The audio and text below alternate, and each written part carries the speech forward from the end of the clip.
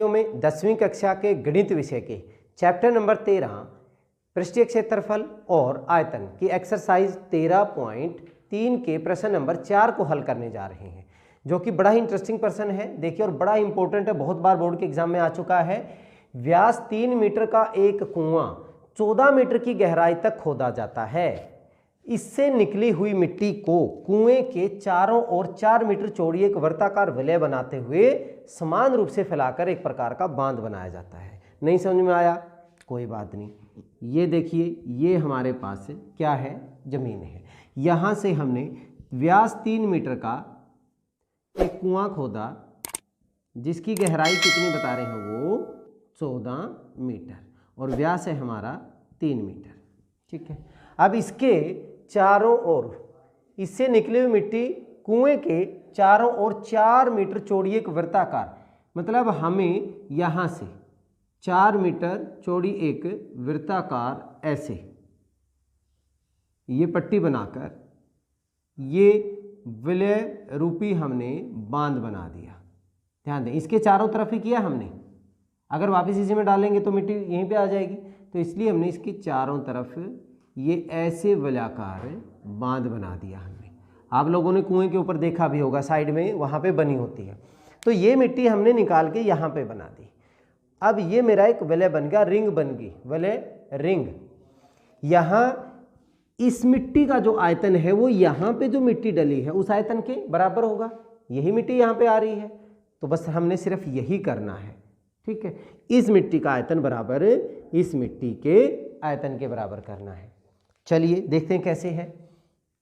हमारे पास सॉल्यूशन, कुएं का व्यास, कुएं का व्यास कितना है?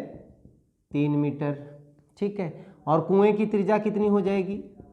कुएं की त्रिज्या, कुएं की त्रिज्या इसका आधा करोगे 3/2 मीटर या 1.5 मीटर हो जाएगा।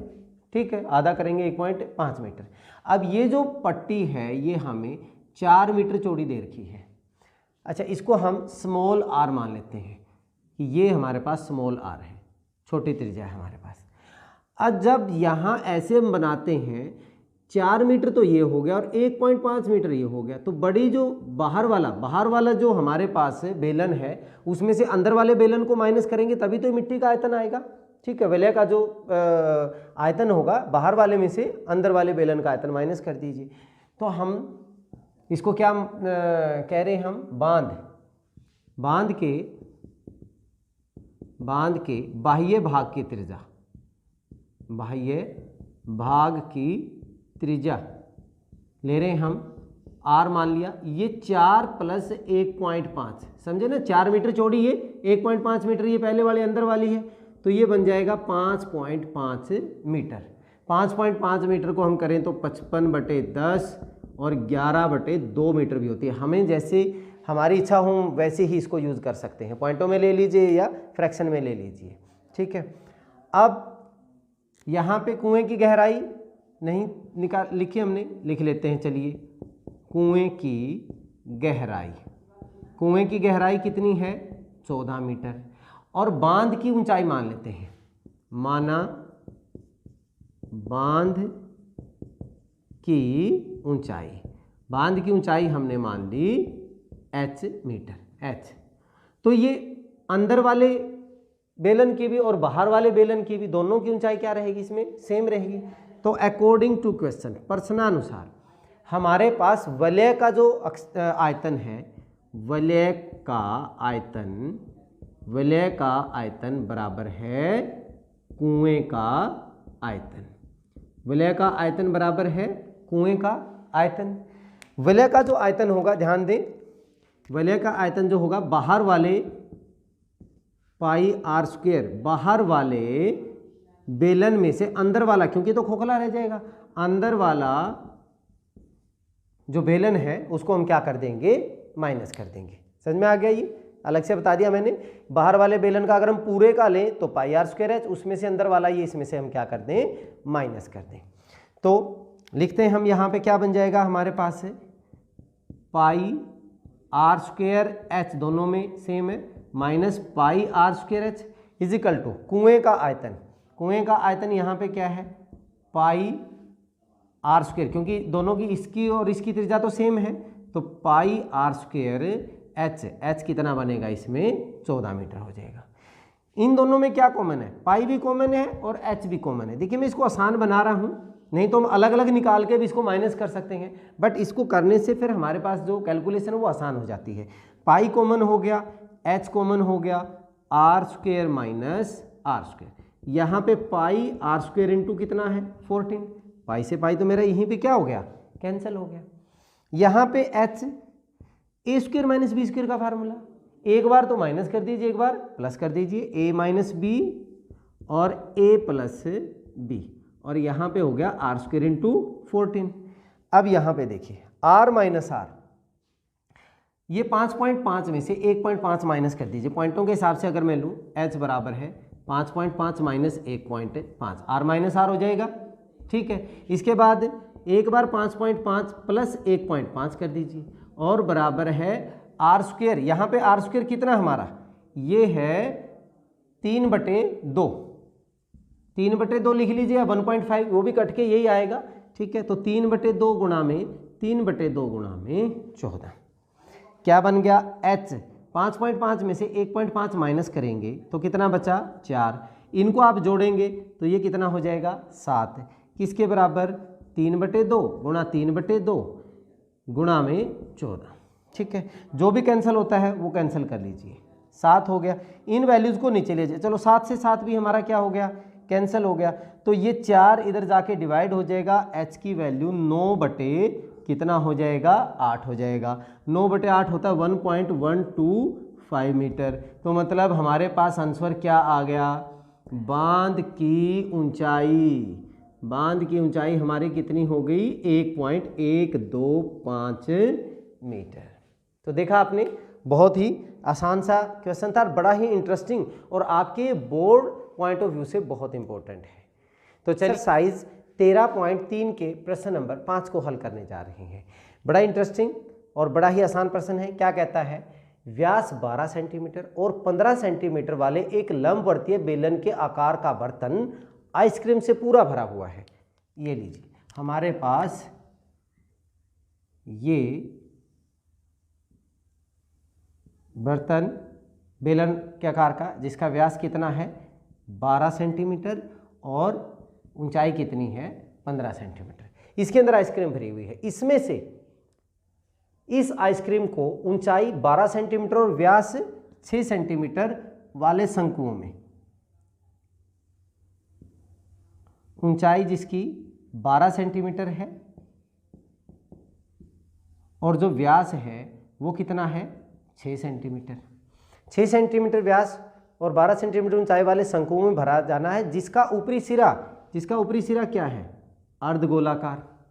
आपने खाए होंगे जब आइसक्रीम खाते हैं तो हमें ऐसा ही कोन मिलता है, अंदर भी भरी होती है और बाहर ऊपर एक अर्धगोला बना होता है। तो ये कहते हैं उन शंकुओं की संख्या ज्ञात कीजिए जो इस आइसक्रीम से भरे जा सकते हैं, ठीक है। चलिए देखिए, बड़ा आसान सा है। बेलन का व्यास हमारे पास है 12 सेंटीमीटर, तो बेलन की जो त्रिज्या होगी वो कितनी हो जाएगी, बेलन की त्रिज्या ये हमारे पास हो जाएगी 6 सेंटीमीटर। बेलन की ऊंचाई कितनी कह रहे हैं, बेलन की ऊंचाई हमें दी हुई है 15 सेंटीमीटर। अब हम पहले ये देख लें कि इसके अंदर कितनी आइसक्रीम भरी हुई है, उसका आयतन निकाल लेते हैं। तो बेलन का आयतन क्या होता है, pi r square h, pi r square 6 गुणा में एच कितना 15 सेंटीमीटर क्यूब, ठीक है। Pi r square h centimetre cube हो गया। अब इसको हम सोल्व नहीं करते, बाद में काटने के काम आ जाएगा। अब हम एक जो आइसक्रीम कोन है पूरा, उसका आयतन निकालना चाहते हैं। देखिए, शंकु भी और ये अर्धगोला, शंकु व अर्धगोले की त्रिज्याएं निकाल रहा हूं मैं। हमारे पास अगर व्यास 6 है तो त्रिज्याएं कितनी हो जाएगी 6/2, मतलब कितना हो जाएगा 3 सेंटीमीटर। हमारे पास इसकी त्रिज्या होगी, ऊंचाई, शंकु की ऊंचाई, शंकु की ऊंचाई, शंकु की जो ऊंचाई होगी वो हमारे पास कितनी हो जाएगी 12 सेंटीमीटर है। अब हम क्या करेंगे, इस आइसक्रीम कोन का आयतन निकालें। आइसक्रीम शंकु, शंकु का आइसक्रीम शंकु का आयतन, एक का आयतन निकाल रहे हैं हम, एक आइसक्रीम शंकु का आयतन। इसमें क्या क्या होगा, एक तो हमारे पास जो शंकु वाला भाग है उसका शंकु प्लस अर्ध गोले का आयतन, इन दोनों का आयतन क्या हो जाएगा, जुड़ जाएगा। ये करना हमने। अब शंकु का जो आयतन होता है वो क्या होता है 1/3 पाई आर स्क्वायर, इसको अगर मैं आर लूँ 1/3 पाई आर स्क्वायर एच। और अर्धगोले का आयतन क्या होता है 2/3 पाई आर क्यूब, क्योंकि दोनों का रेडियस सेम है। अब कॉमन क्या क्या हुआ, देखिए मेरे पास 1/3 भी कॉमन है, मेरे पास इन दोनों में पाई भी कॉमन है और आर स्क्वायर भी कॉमन है। यहाँ पे ये वैल्यू कॉमन आ गई, यहाँ पे क्या बचा एच प्लस 1/3 तो बाहर आ गया, 2 पाई भी बाहर आ गया, आर स्क्वायर भी बाहर आ गया, तो 2 इंटू आर क्या बन गया हमारे पास 1/3 गुणा में पाई गुणा में आर स्क्वायर, आर कितनी है इनकी 3 इंटू 3 और इंटू एच, एच हमारे पास कितना है, हाइट थी हमारे पास 12 प्लस 2 गुणा में आर, त्रिज्या कितनी है 3 है, तो 2 गुणा में 3 सेंटीमीटर क्यूब। 3 से 3 कैंसिल कर दो, 3 पाई 12 प्लस 6 18 सेंटीमीटर क्यूब। ये किसका आ गया, एक आइसक्रीम शंकु का आयतन। हमने ये बताना कितने भरे जा सकते हैं। अब इसके आयतन को एक शंकु के आयतन से भाग कर दीजिए, आपका आंसर आ जाएगा। बड़ा आसान सा है। तो हमारे पास क्या कहेंगे हम, आइसक्रीम शंकुओं की संख्या, शंकुओं की संख्या क्या होगा, बेलन का आयतन, बेलन का आयतन बटे एक शंकु का आयतन। अब हमारे पास बेलन का आयतन कितना था, बेलन का आयतन था हमारे पास पाई इंटू 6 इंटू 6 इंटू 15 और एक शंकु का हमारे पास आयतन कितना हुआ 3 पाई इंटू 18। पाई से पाई कैंसल, 6 तिया 18, 3 से काटोगे 3 पंजे 15, 3 से काटोगे 2, 2 को 5 से गुणा करोगे 10। तो हमारे पास शंकुओं की संख्या कितनी हो गई 10 होगी। एक्सरसाइज 13.3 के प्रश्न नंबर 6 को हल करने जा रहे हैं, जो कि बहुत ही इंपॉर्टेंट प्रश्न है। देखिए क्या कहता है, विमाओं 5.5 सेंटीमीटर, 10 सेंटीमीटर और 3.5 सेंटीमीटर वाला एक घनाभ बनाने के लिए, एक घनाभ बनाना हमने, इस तरह का एक घनाभ तैयार करना हमने, ठीक है। 5.5, 10 और 3.5 सेंटीमीटर वाला एक घनाभ बनाने के लिए 1.75 सेंटीमीटर व्यास और 2 मिलीमीटर मोटाई वाले कितने चांदी के सिक्कों को पिघलाना पड़ेगा। देखिए जो हमारे पास सिक्के होते हैं वो बेलनाकार के होते हैं। मान लीजिए हमारे पास ऐसे ऐसे ऐसे कितने सिक्के अब पिघलाकर इसके अंदर जब हम लेके आएंगे तो इन सब का आयतन इसके आयतन के क्या हो जाएगा, बराबर हो जाएगा। तो देखिए पहले हम, या जैसे हमने पहले पिछले भी क्वेश्चनों में किया हुआ है, इसके आयतन को एक चांदी के सिक्के के आयतन से भाग कर दीजिए, आपके सिक्कों की संख्या आ जाएंगी। यहाँ पे हमारे पास व्यास कितना दिया हुआ है 1.75 सेंटीमीटर, जो हमारे पास मोटाई दी हुई वो 2 मिलीमीटर। पहले इस मिलीमीटर को आपने किस में बदलना है, सेंटीमीटर में। चलिए देखिए सॉल्यूशन में हम क्या कहते हैं, घनाभ की विमाएं, घनाभ की विमाएं हमारे पास क्या क्या दिया हुआ है 5.5 गुणा में 10 सेंटीमीटर गुणा में 3.5 5 सेंटीमीटर। सिक्के का व्यास,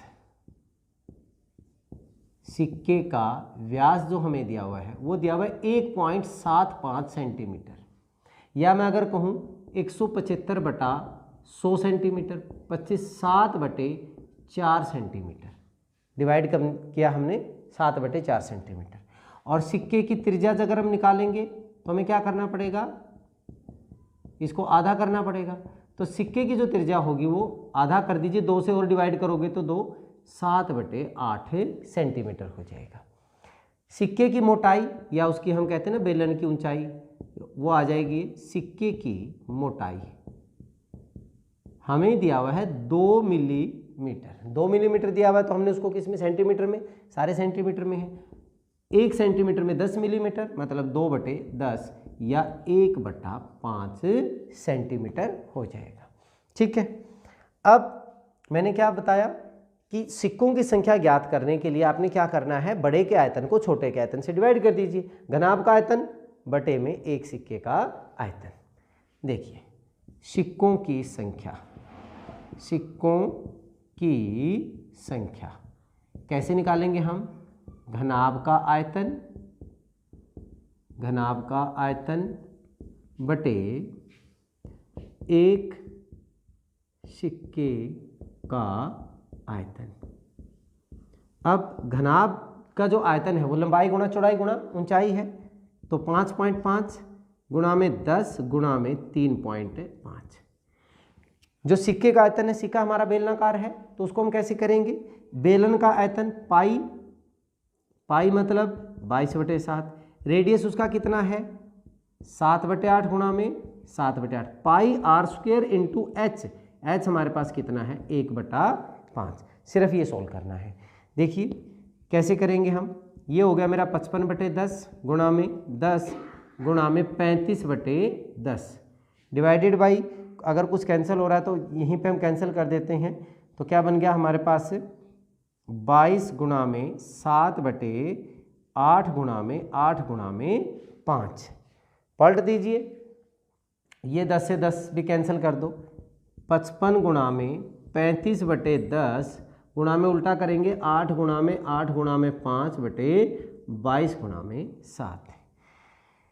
कैसे होगा, 7 से काट दिया हमने, 7 पंजा 35। अब 11 से काट दूँ मैं, 11 पंजे 55, 11 दूनी 22।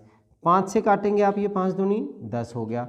2 से काटा 4, 2 से काटा 2, तो 2 पंजे 10, 10 पंजे 50, 50 को 8 से गुणा करेंगे तो हमारे पास इनकी जो गुणा आ गई वो कितनी आ गई 400।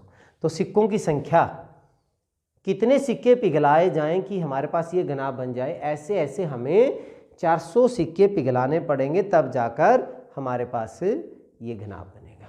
तो देखा आपने, बहुत ही आसान सा प्रश्न था। चलिए इस वीडियो में इतना ही, नेक्स्ट वीडियो में अगले आसान से प्रश्न के साथ मिलते हैं, तब तक के लिए जय हिंद जय भारत।